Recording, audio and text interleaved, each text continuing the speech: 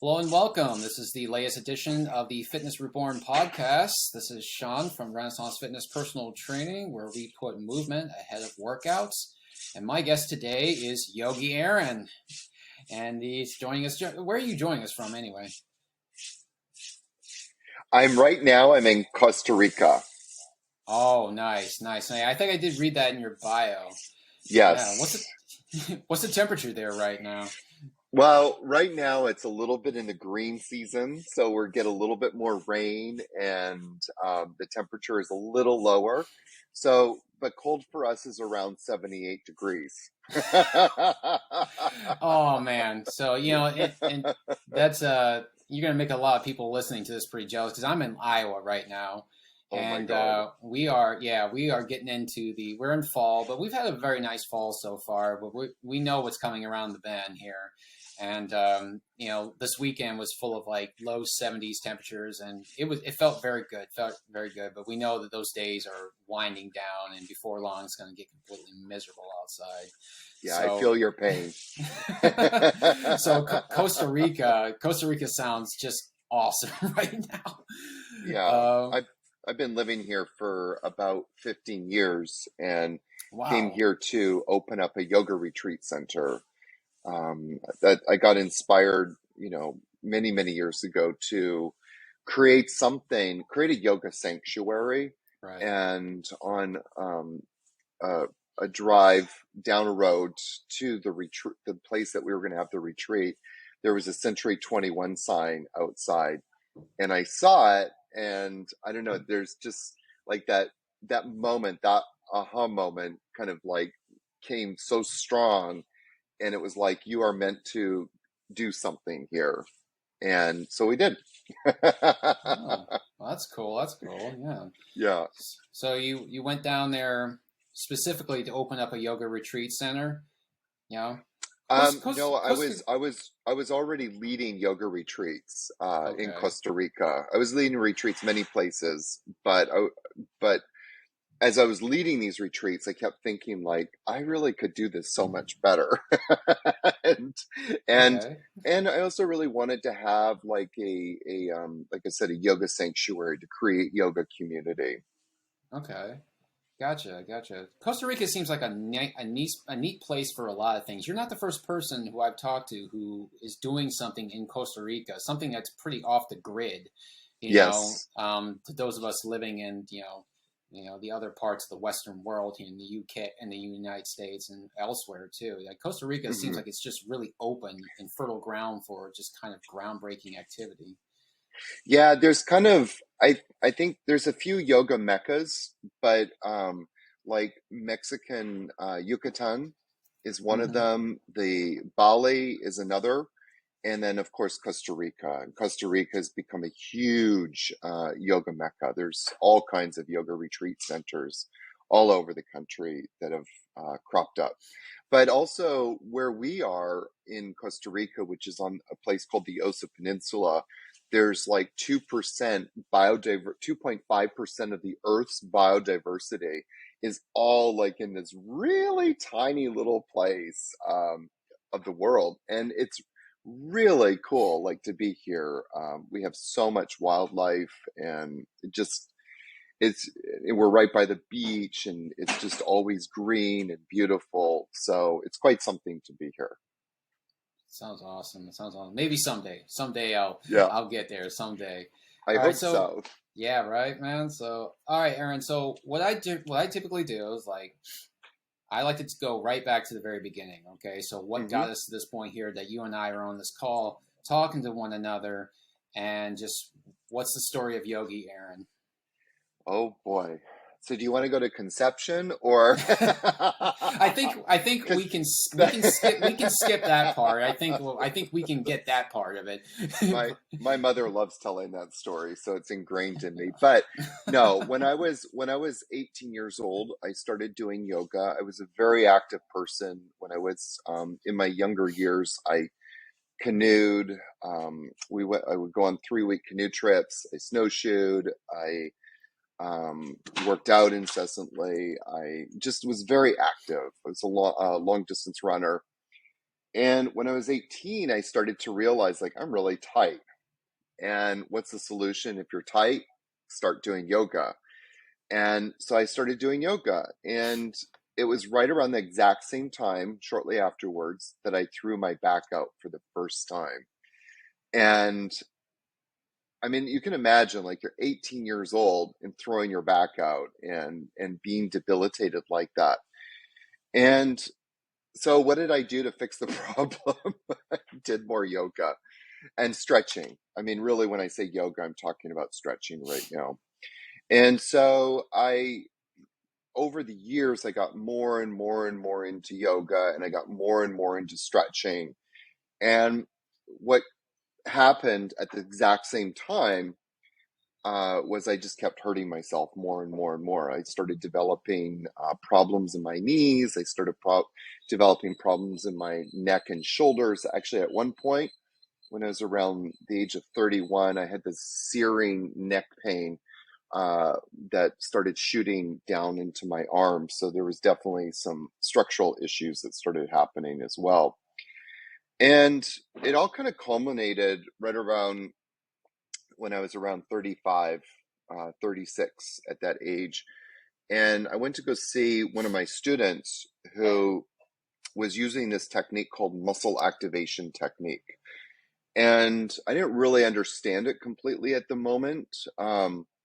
But what happened was when I went to go see him, the pain in my body was around 9 out of 10. So it was really intense. Yeah. And it actually started with me throwing my neck out, and then it just progressively got worse over a Right. couple of week period. I actually went down to Costa Rica. That was my second trip to Costa Rica at that point. And so I was teaching this yoga retreat with this searing neck pain. It was horrible. So when I got back to New York, I went to go see Eric, and he brought the pain from like a 9 out of 10 down to like a 1, 2 out of 10. And, Wow. no drugs, no stretching, nothing was doing that. Like, sure, stretching would feel good in the moment, but moments later, the neck pain would always return. And I started to see Eric on and off for several years, and I started to glean some of these kind of techniques. And he always said to me, like, you're in pain because muscles are not working properly. If we want to get you out of pain, we need to get these muscles working. And then he started to tell me like how stretching was always debilitating muscle function. I didn't kind of really pay attention to it until 2015, and then some other light bulb moments sort of happened. But I still was personally stretching quite a lot, and I was teaching stretching in my yoga classes. Then a few years later, around 2018, I started to go into this really deep practice in yoga, and which involved a lot of like seated forward folds and holding these poses for long periods of time, 5 to 10 minutes. And I started to get really worse in my lower back to the point where I actually ended up in the hospital getting an emergency, it's like an emergency injection of steroids into your spine. They Right. actually have to knock you out. So it's not like, oh yeah, you're just going to go get an injection. They actually put you under because you can't move while they're doing it. So it's a very serious procedure. And the orthopedic surgeon told me that I probably was going to need a spinal fusion and Mm, in my lower back. And yikes. at that moment, I was around the age of 46, Uh-huh. 45, 46. I was like, I'm too young for this. This is not possible. Why is this happening to me? And so, anyways, I made a trip shortly after that to see Eric, and I actually spent about 8 days with him.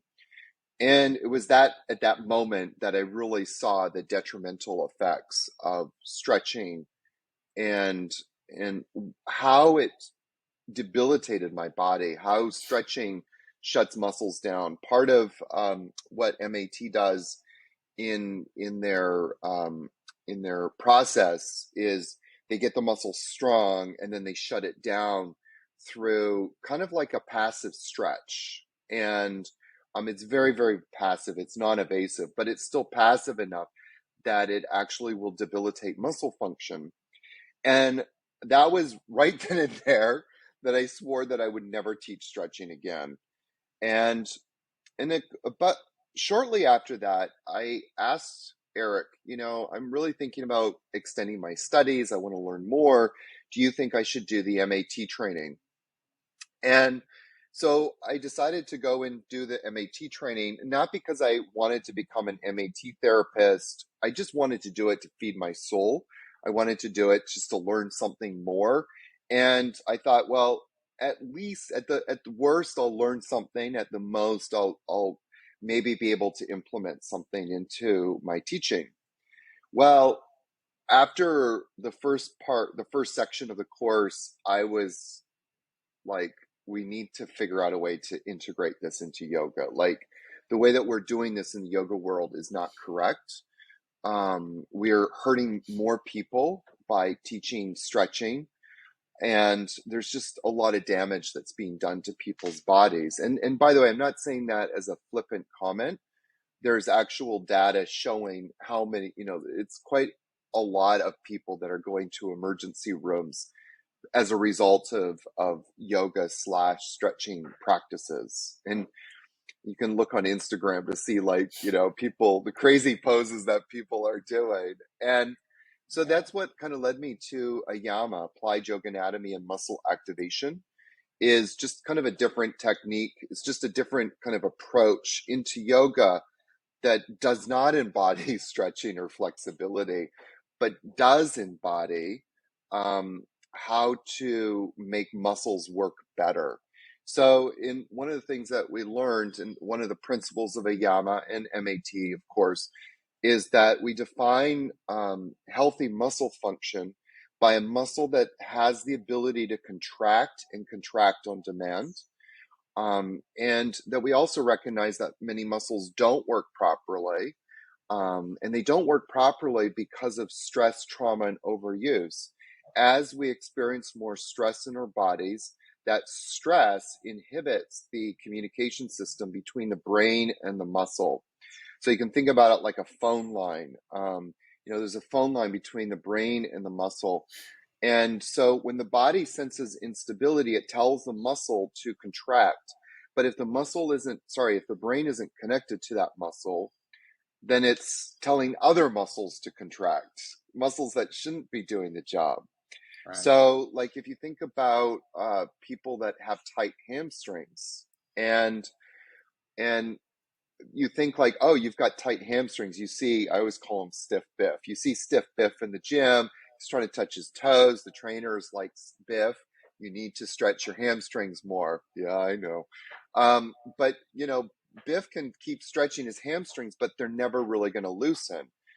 And so we have to understand, well, why are muscles tight? This is a question that nobody really ever asks. It's like, why are muscles tight? Well, from a neuromuscular point of view, the reason why muscles are tight is because the body senses instability.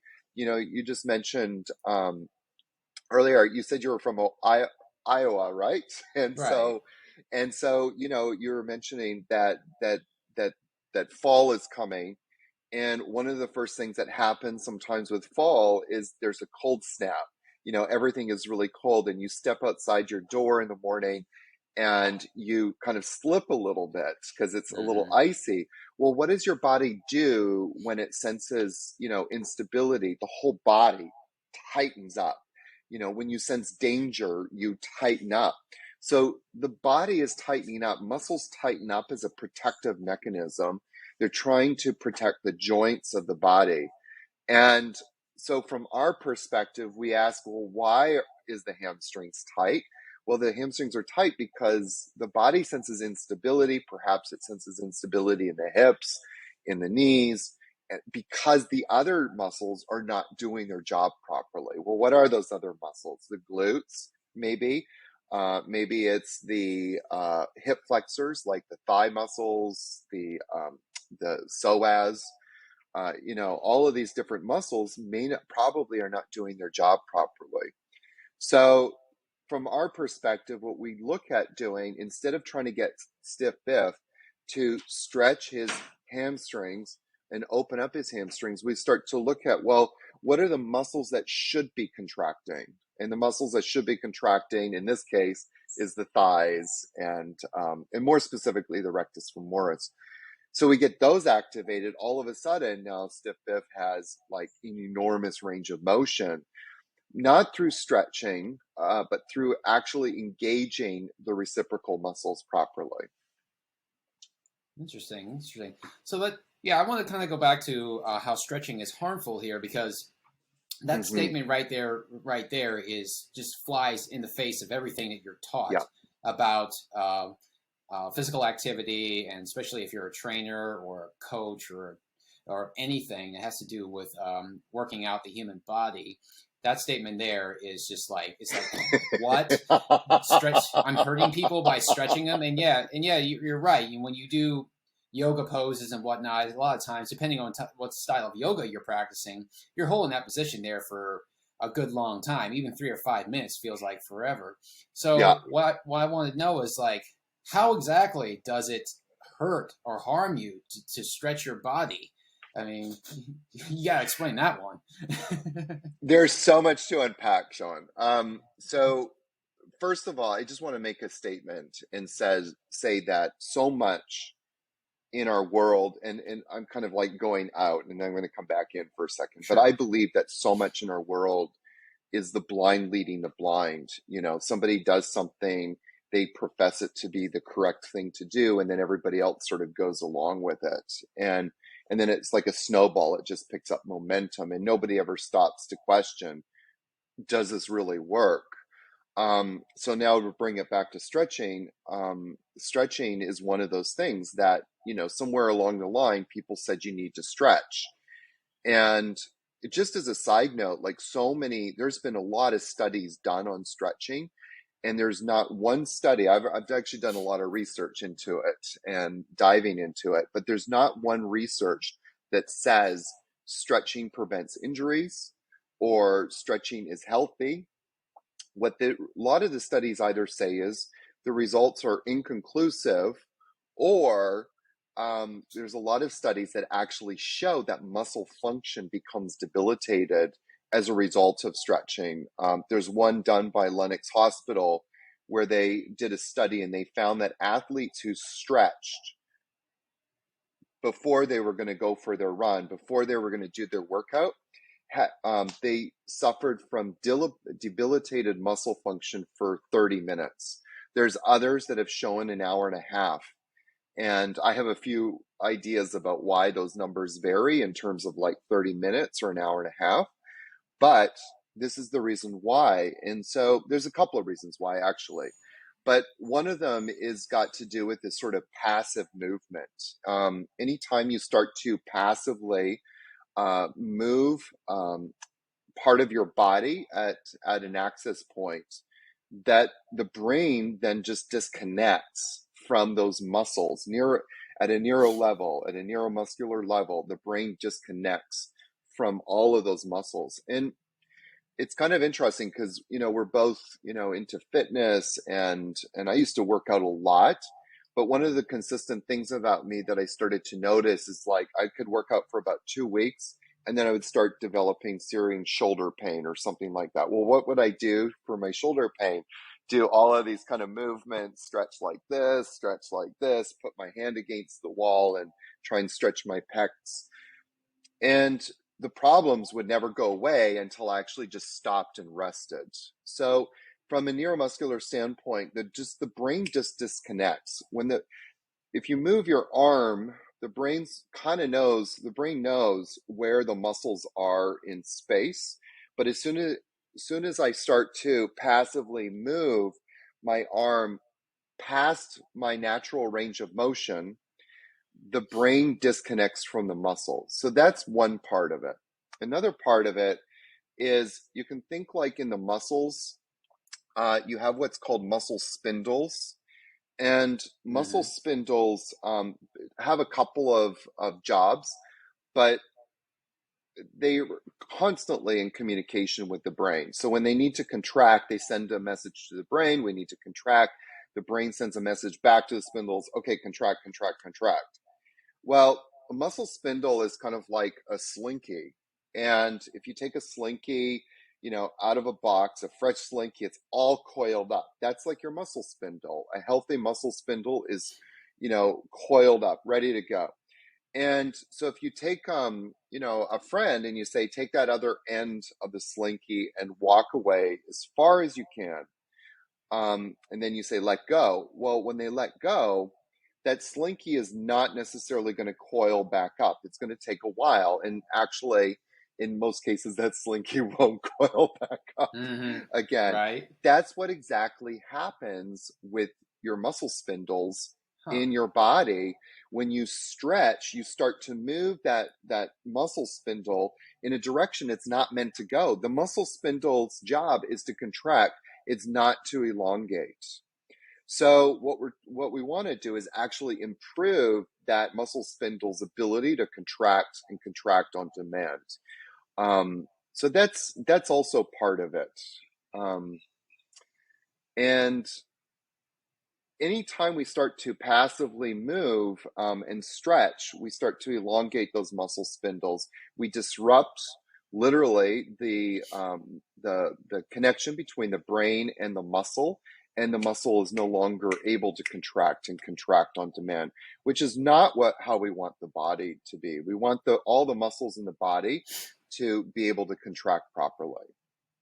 Gotcha. So as an alternative to stretching then, so say if we go back to your stiff Biff example, he's got tight hamstrings and stretching him out isn't going to help.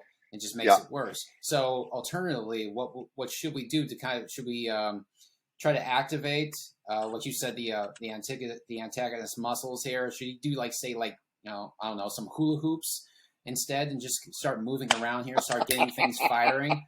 I mean, I'm serious. No, I love the hula hoop.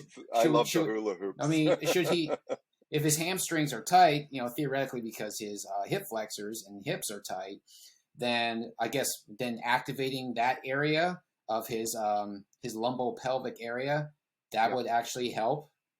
Yeah. So I'm just going to personally, one of the things I find fascinating in this whole conversation about why stretching is killing us in some cases, like with me ending up, with the doctor telling me I needed spinal fusion. One of the things that I find fascinating is that this whole idea of agonist and antagonist muscles, this reciprocal action, really gets lost in this whole conversation. And so in order for a muscle to relax, or in some cases what people call stretch, the opposite muscle needs to be engaged. And so that's kind of like where we're looking at it from. A muscle, we can improve our range of motion by getting those agonists. So like in this case with Biff, it would be the hip flexors, more specifically the thighs, to start engaging properly, to start working properly. And then once they start working properly, the agonist, in this case, the hamstrings, will start to release. And this is just, I mean, it's the law of muscle function. It's something that we just kind of learn a little bit, and then we move on and we try and create our own sort of idea about how the body should work. Body doesn't work like that. If you keep working on stretching the hamstrings in Biff's case, like say, for example, if you can imagine that Biff is lying on his back, okay? And you say, okay, Biff, I'm going to help you stretch your hamstrings. There's a lot of stretching labs all over the place now. People go and get stretched out. So you put Biff on his back, his leg comes up as high as it can. It's probably not even close to 90 degrees because his hamstrings are tight. And you start to stretch that hamstring. Well, you might get some range of motion. You might be able to get that muscle to relax a little bit. But what is, in my mind, what is even worse than just trying to stretch the hamstring is that you're actually forcing his quads to contract beyond what their capacity is. His quads are not contracting properly and now you're passively forcing them to shorten, if you will. You're Mm-hmm. forcing them to shorten. So not only are you causing problems in the hamstrings, but more to the point, now what you should be working on to get more stability, i.e. the quads, you're actually making the problem a lot worse.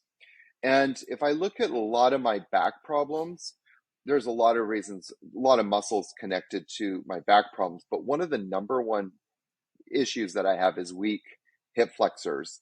And all my life, I've noticed like there's certain things I just could never do because my hip flexors were weak. And so I kind of ignored it, but kept stretching my back, stretching my hamstrings, which then in turn made the hip flexors worse. Right. And so I've spent a lot of time doing that. But that whole idea, that whole reciprocal action of muscles, it's really, you just want to get the quads, the thighs, the rectus femoris, the hip flexors to be working properly to create more stability.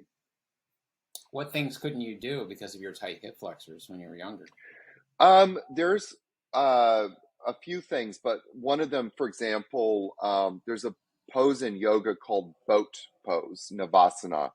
And so boat pose, Navasana, is like when you're sitting on your sit bones and you lift your legs You're right. off the Yeah. floor and then you reach your arms up Right. towards your legs. I could never do that. And Like a V-sit? Yeah, the V-sit. Like Exactly. Yeah. Okay. So that's just like one example. Another example would be like, if I'm working out in the gym and I'm on one of those machines where I elevate my body off the ground, my feet off the ground, but then bring my legs up. I could never do that. That's also another problem for me. But those were like little signs that I should have paid attention to had I known about the hip flexors and why they're so important, that, maybe there's something wrong here. So the weak hip flexors meant that you had to get compensatory action from somewhere else, and that meant putting a lot of undue pressure in your low back. Yes. Oh, yeah. Okay. Yeah. And then to add more problems, a lot of the muscles in my lower back weren't working because I was always stretching. So I was actually stretching these muscles all the time. And then because of that reciprocal action, my trunk stabilizers, i.e. the TVA, the obliques, the rectus abdominis, psoas minor, all of these kind of stabilizer muscles for the trunk and spine also weren't working. So it's like, it's a chain reaction. Right. I had to do a lot of work on rehabilitating myself. But now I'm a lot stronger, thank God. So does this the same principle applied? I mean, to like saying like massage therapy and like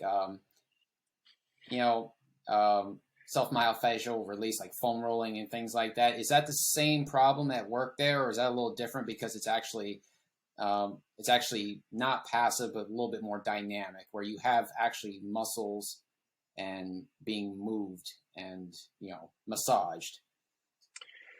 I'm going to get myself into a lot of hate if I get into too much massage, because massage is something that I even enjoy myself. But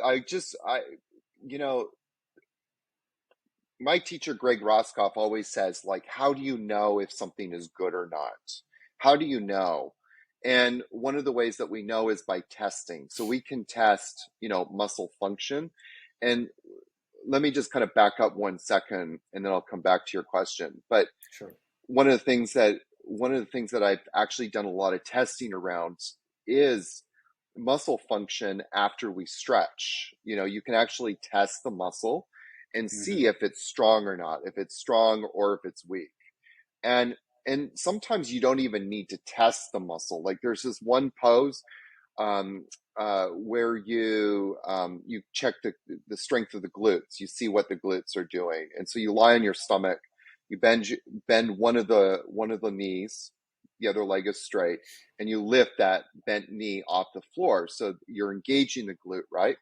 Well, through muscle activation practices, either manually or just by isometrically contracting the glute, and doing that a few times, we can actually improve that muscle to lift the knee higher off the ground. I mean, I've seen it sometimes where the student can only lift like 1 inch off the ground.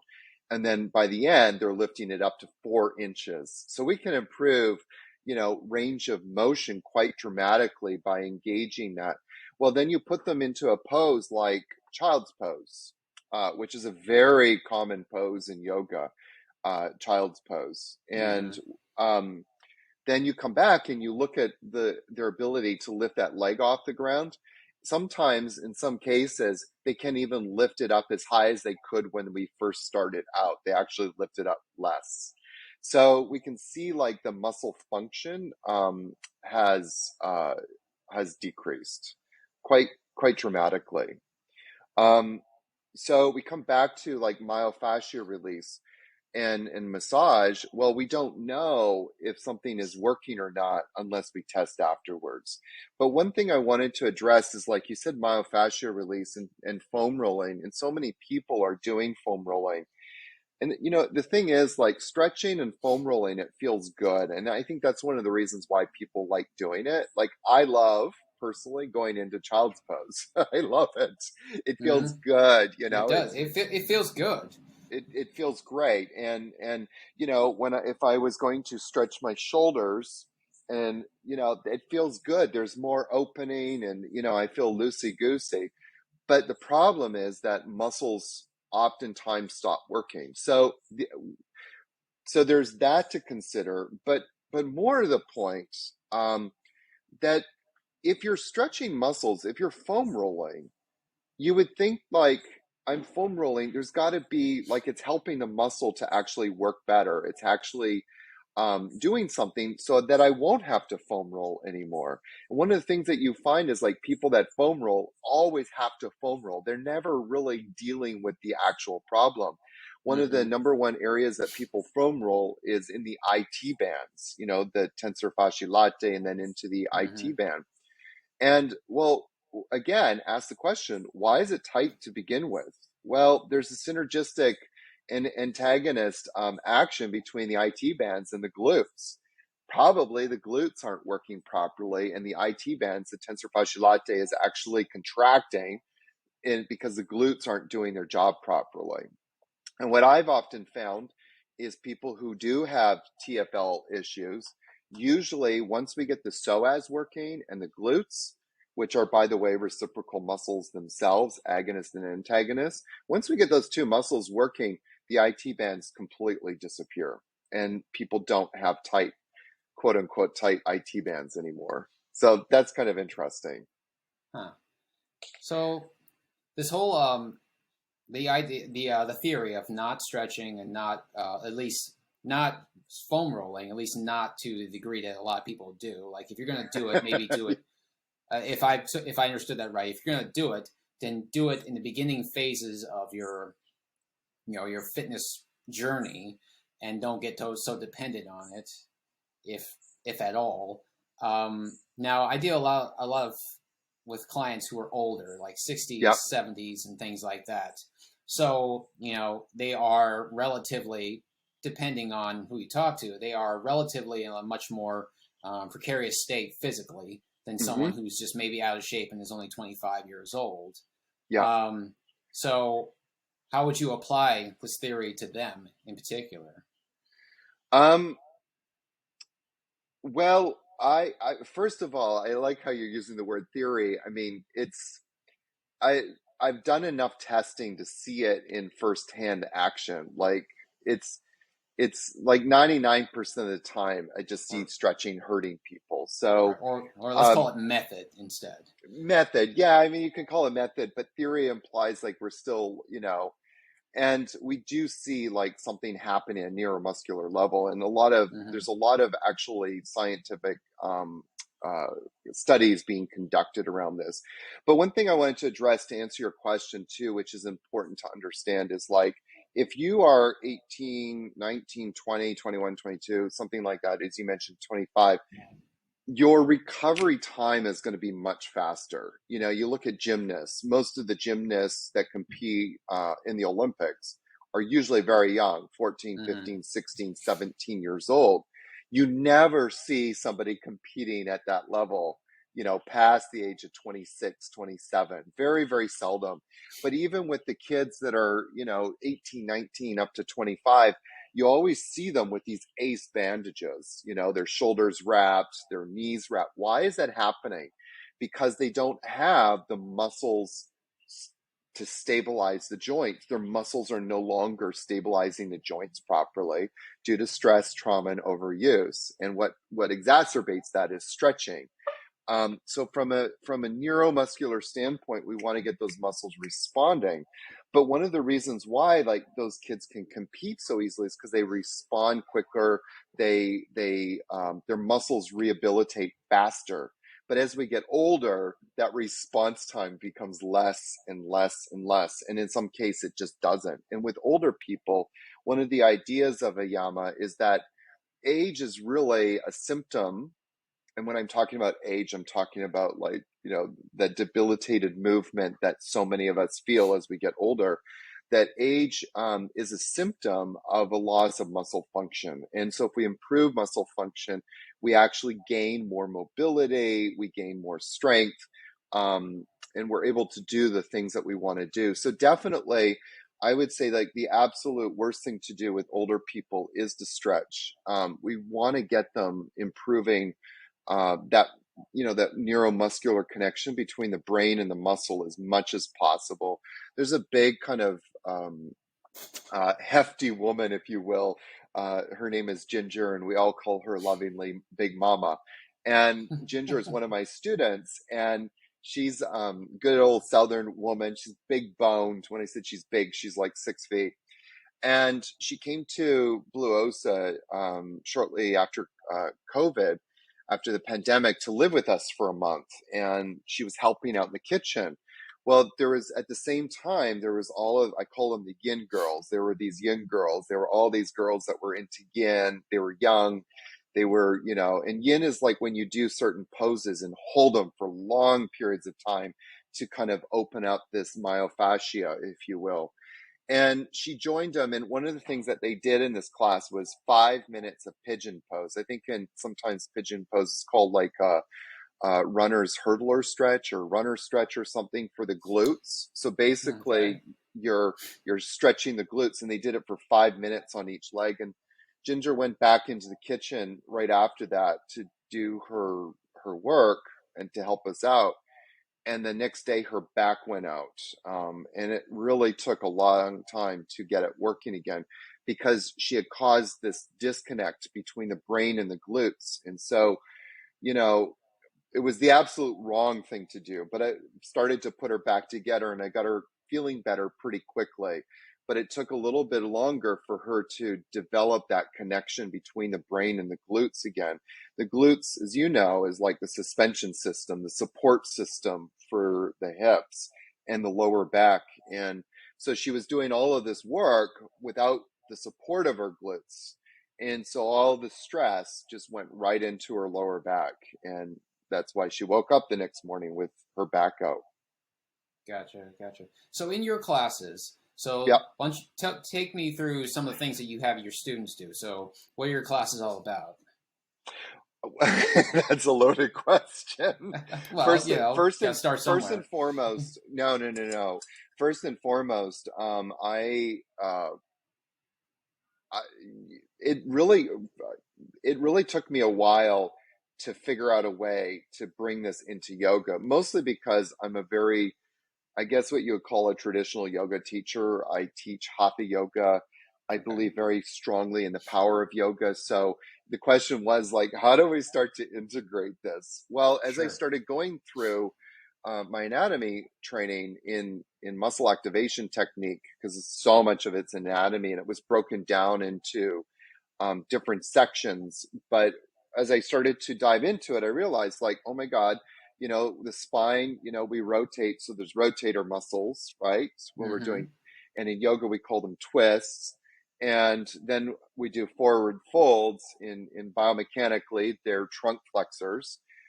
There's back bends, which are trunk extensors. And then there's side benders, which in yoga we call laterals. And then hip extensions come into the back bend category, and hip flexion comes under the forward bend category.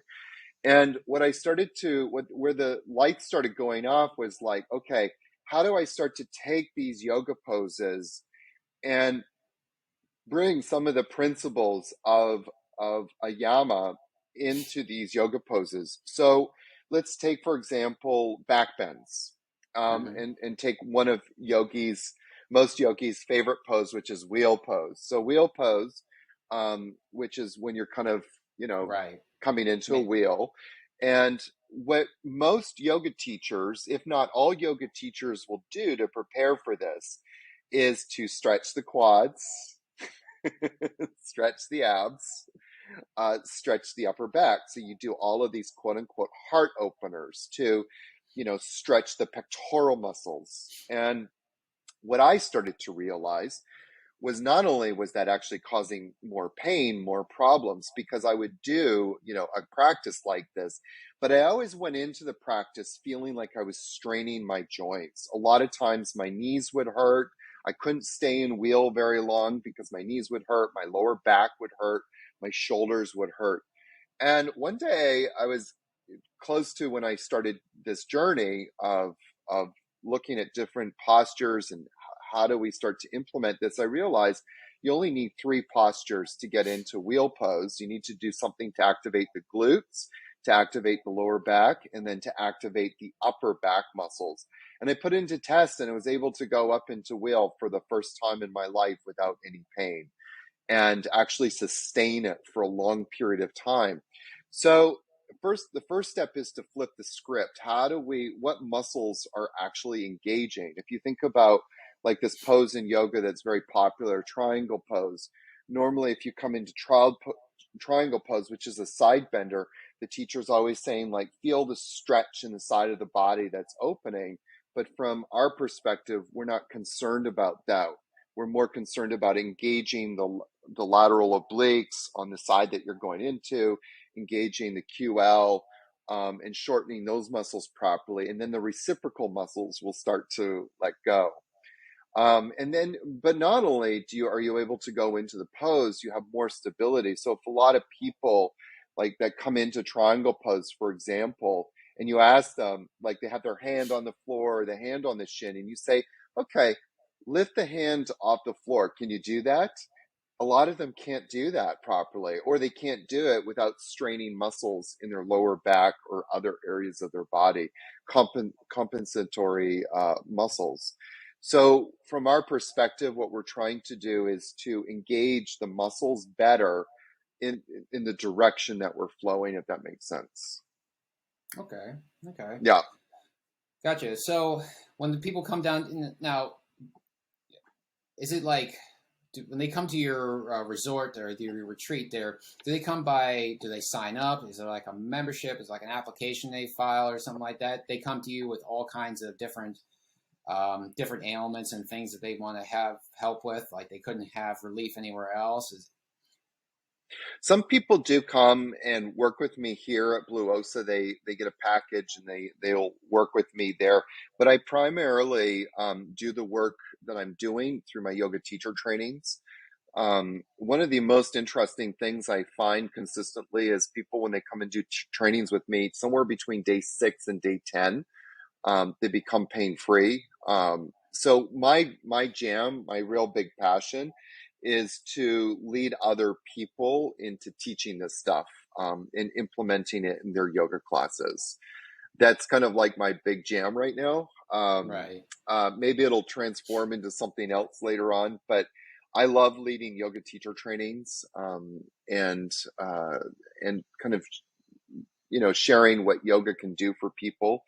But also to begin to bring in these kind of techniques and show people how to bring them into their classes. And it doesn't have to be like a big production.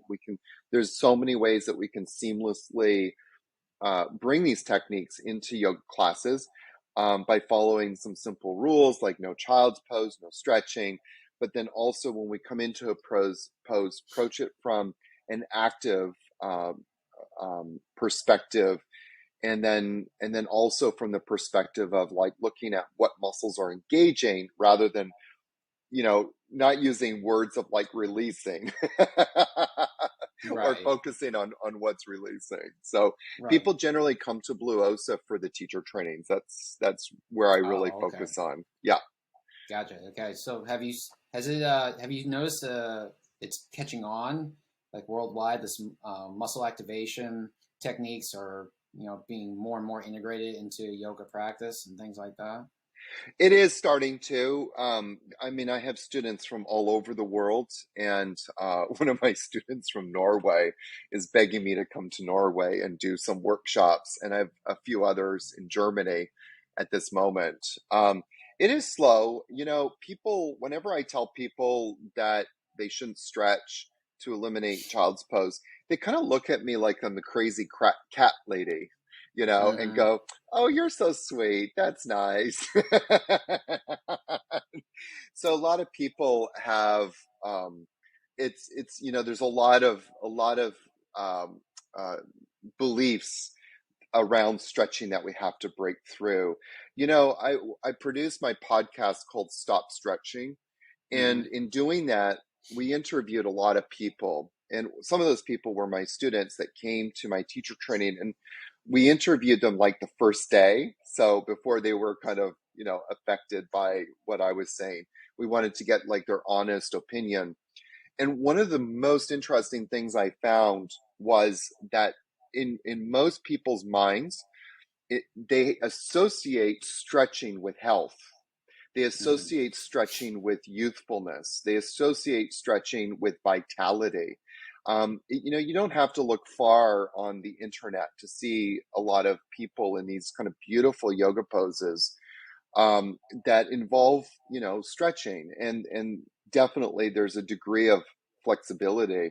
Unfortunately, what you don't see in those photos is the pain that person experiences. Like a lot of people that have that range of motion are also in a lot of pain. Um, and so I think that, in order for us to break through, we just have to keep talking about it and talking about it and talking about it, but also experimenting with it. Like instead of teaching clients, doing stretches, ask yourself, how can I improve the range of motion? So I want to offer something to you, Sean. Like if you have a client that has quote unquote tight hamstrings, remember how I was talking earlier about putting them flat on the ground? They bring their leg up and then Right. you would push their foot. Well, instead of pushing the foot, maybe have them bring their leg up, not so much, and just either hold it there so that they're really engaging the quad, or have them come to their own range of motion and bring your hand just below the shin, like right at the ankle joint. And then say, I want you to push into my hands. Now we've moved away from passive, we moved into active, and they're Right. actually engaging the quad. This is how we can do it. Or if somebody is folding forward, and you want to really help them, like, I had this one student, Mary, and Mary was like, I just want to touch my toes. I'm 50 something years old, and I just want to touch my toes once in my life. That's one of the reasons why I'm at yoga teacher training. I want to touch my toes. So I got Mary up, and she, had her hands forward, and we checked what her range of motion was. All I did was I brought my hand just below her collarbone on her chest, just above her Mm-hmm. breast. And I said, Mary, just push gently. Don't push with all your might. Just push gently into my hand. And then we followed the muscle activation protocol, which is doing it 6 seconds. Do that for 6 seconds. So you perform a moderate amount of isometric contraction for 6 seconds, and you do that 6 times. What are you doing? Reconnecting the brain to the muscle, right? So you did that 6 seconds, 6 times, and we got 6 inches of range of motion with Mary just from engaging the core properly, just from Right. improving the abdominal's ability to contract properly. Right. So, So, but I'm sorry, by doing these things, we can, okay. and showing people, we can start to flip the script. Right. So instead of by forcing some range of motion, trying to, really kind of push someone's body into becoming more flexible, we're actually engaging in like isometric workout here, where we are tensing the very muscle that we're trying to activate. and then releasing it after a certain amount of time. Is that correct? Yes, that is correct. 6 seconds, 6 times. Gotcha. I gotcha. All right. Yeah, that does make a lot of sense because I have seen that in my own practice, even with just myself here too. So instead of stretching, like say, I mean, because I do stretch a lot before I do my own workout. It's a way of how I kind of waken myself up in the morning, get my brain going, that kind of thing. So before I do my own workout, would you recommend instead of like stretching, should I do like say something very dynamic, like jumping jacks or something like that, where everything is just firing all together, or something like that? Well, I think that before doing jumping jacks, do a few things. Like for example, I have a few programs out there, and they alternate different muscles each day. I would just take 3 or 4 different muscle groups that you want to work on, and just do some isometric contractions and then go and do jumping jacks. Because and this is the reason, because you could be going into jumping jacks and you're pretty athletic, fit, you're probably more on the younger spectrum. That's my opinion right at this moment.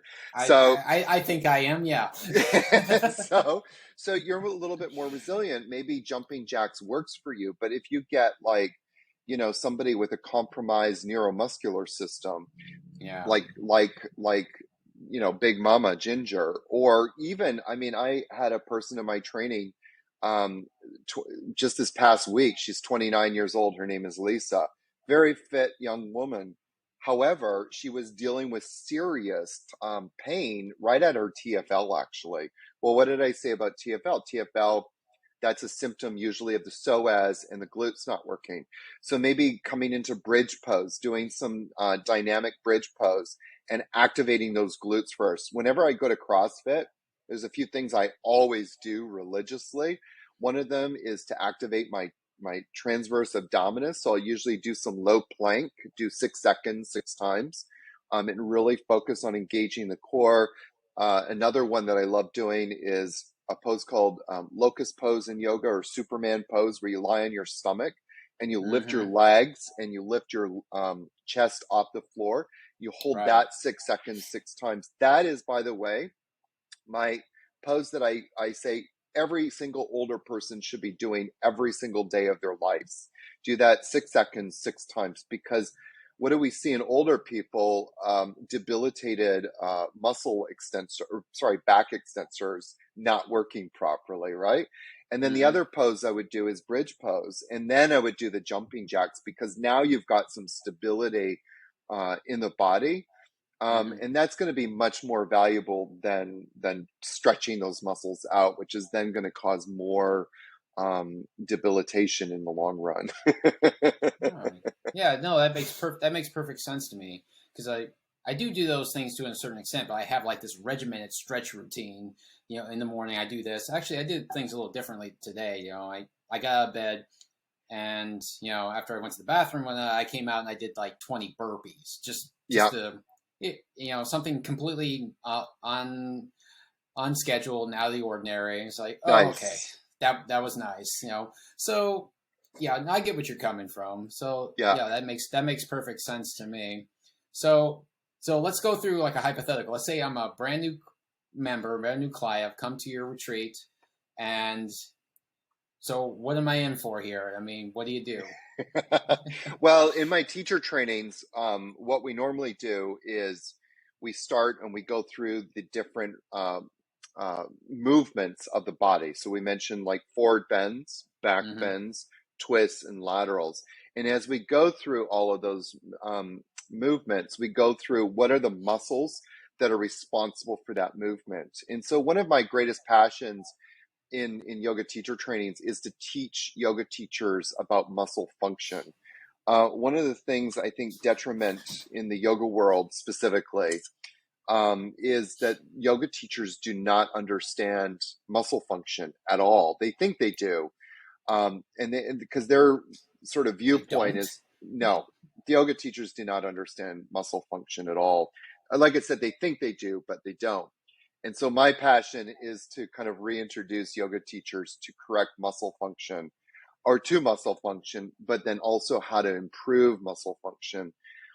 So that's what I focus on a lot. And then, of course, one of the roles of a yoga teacher is to learn how to teach yoga safely. We're basically teaching people how to move safely, teaching people how to breathe. And so that's what people can expect. We go through all of like the different yoga postures. We talk about what muscles are working, how to improve the muscle function in those postures, and also different hacks and tricks on how to improve range of motion. One of my favorite poses to do that is triangle pose. This kind of pose is very popular in yoga. And what we do, there's a little hack that I use to get people deeper into it. And it's a simple QL hack, like engaging the QL, which is a very hard muscle to isolate. But once we get that working, people statistically usually improve the range of motion by 6 inches in that pose, just by engaging like this little muscle. So doing stuff like that, we start to see how do we improve range of motion, because that's what a lot of people want, but more importantly, how to create stability in the poses. I love leading the yoga teacher trainings as well, because they really guide people into a yogic path. So everybody's getting up at 5 in the morning to meditate, to do practice, followed by morning silence, followed by, a big long talk and yoga practice. And then we do some things in the afternoon. So people kind of like start to shift, as you will, their momentum, which then has a great physiological and spiritual impact. Yeah, it's interesting. So going on the mind muscle, just we're going to start to wind down here, but just touch again on the mind muscular connection here. A lot of us tend to believe that, if we concentrate our effort, if we're doing a workout or whatever, if like I say, I'm doing a bench press, which is working the chest, right? If I focus my mind squarely on this area here, it's like, now think about your chest expanding and then contracting, expanding and contracting. As you're doing this workout, you intensify that amount of focus on there, that you will have triple the effect from the workout. Do you find that's the case? This is an interesting discussion, because in yoga, we're always looking at improving the mind-muscle connection. Mm-hmm. And so there's, I always forget how to say this correctly, so you might have to remind me. Proprioception. The proprioception. Yeah, you said it right. Yeah. There's some terms that I'm still like grappling with my dyslexia. I had to practice that a couple times too to get that right. So proprioception. Yeah, that's a tongue twister. Yes.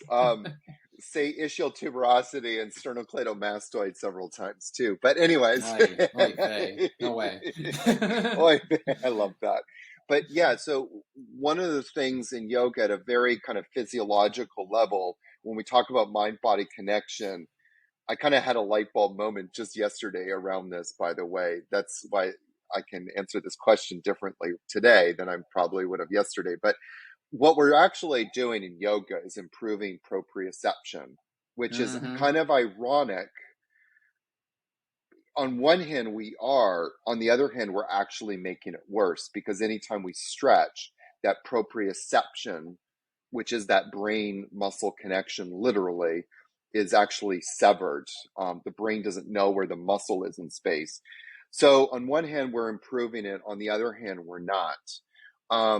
And what you're just talking about with bench press, I love bench pressing. I love working out with weights a lot.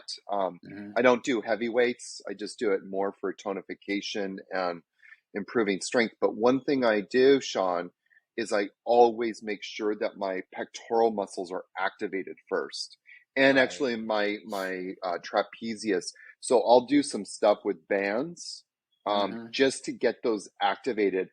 And so when you talked about like, oh, I'm thinking about my pecs, that's not the level. That's not going to just thinking about it is not going to necessarily improve that neuromuscular connection. So you really want to do something where you're connecting the brain neurologically to that muscle. And it shouldn't be a lot of weight, by the way. Like you don't need a lot of tension to do that. Actually, less is always more. In MAT world, when we're doing isometric contractions, the rule of thumb is always 10% effort.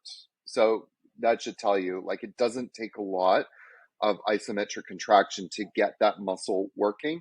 But if you really wanted to make sure, like when you're doing benching or anything with the shoulders, that you do something to just do some muscle activations before you're doing those exercises.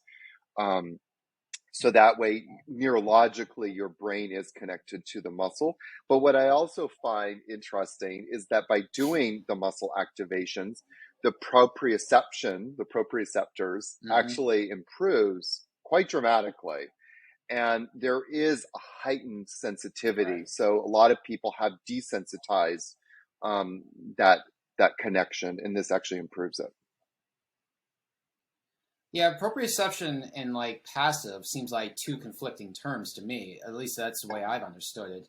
Because proprioception, you know, I think it has to do with your body's awareness through time and space. Sure. And that involves movement. Yeah. And so just like hanging out in one position for 5 minutes isn't going to help proprioception. Doing something like walking backwards, that would help with proprioception. Because, you know, because walking backwards in itself is completely against anything you do in your normal, or normal daily life. Yeah. You know, just you're used to having your eyes in front of you and you walking forward. So walking backwards where you can't see what's going on behind you, you know, and you have to monitor your every step, you know, is just something totally different here. So staying static in proprioception doesn't make any sense to me. So what you just said is clicks perfectly. Yeah. And you know, on the one hand, we do improve proprioception with students. You know, like you say, bring your awareness to your pinky toe. Try and move just your pinky toe only. I mean, those kind of like drills or exercises are useful. And then of course there's other things that we do in yoga as well. Like I always kind of joke that people don't know where their heart is. You know, you say lift your heart, people go like this. So they just lift their head and look up. Lift your chest.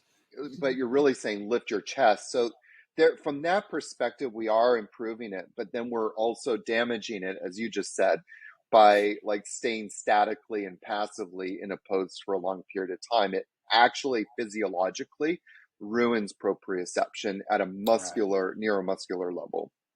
Totally agree.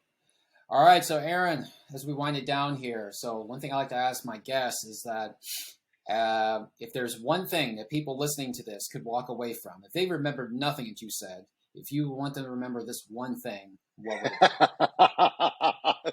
Stop stretching and start activating. There you go. There you go. There's the whole podcast in a nutshell right there for you folks. Stop stretching, start activating. Yeah, and when you're taking CrossFit or something, and your teacher does always the stretching at the end, just skip it. It's much more effective to do like a short walk than it is to stretch. It's just you're already activated. Why would you turn all those muscles off? So stop stretching. Stop stretching, start activating. I think that's a good place to end it there, man. All right. Well, Yogi Aaron, thank you so much for joining us. It was a real pleasure. This was great information. This is right up my alley because I'm interested in movement and, you know, kinesiology and how best to facilitate those kind of things here too. And one of the reasons why I actually come on here is I saw, you know, this very iconoclastic approach to yoga in particular, and throwing stretching out the window there too. Like, I heard what you say. Like, a lot of people will go like, you know, I kind of like that kind of stuff here too. I like the you know, the challengers. You know? Yes. Well, we're trailblazers, Sean. Yeah. You know, forging new paths in the world and creating awarenesses where there was none. So, little. Right. All the power to you, because we need more of it out there. We need more schools of thought there too, because, you know, the stuff, like you said, it catches on and it hangs out there for 20, 30 years and just kind of just marinates and everyone just takes it for granted. And then someone else breaks through, and Yes. then that's how we continue to learn. So these things should always be in a constant state of evolution. Yeah, absolutely. Absolutely. All right. Well, folks, there you have it. There's the latest episode of the Fitness Reborn podcast. My name is Sean from Renaissance Fitness Personal Training. And don't forget, you can purchase courses from me online here. I'll post those in the show notes as well. For Aaron, if you want to contact Aaron, I'll post information there, social media connections, websites, and I'll make that available there too. If you are interested in taking the next step, you want to learn more about Aaron here, you want to learn more about his practices. Yeah, I know I am. So I'll post the information where you can best get a hold of him. All right. So thanks so much, people. Take care, everybody. Thanks, Sean. Bye.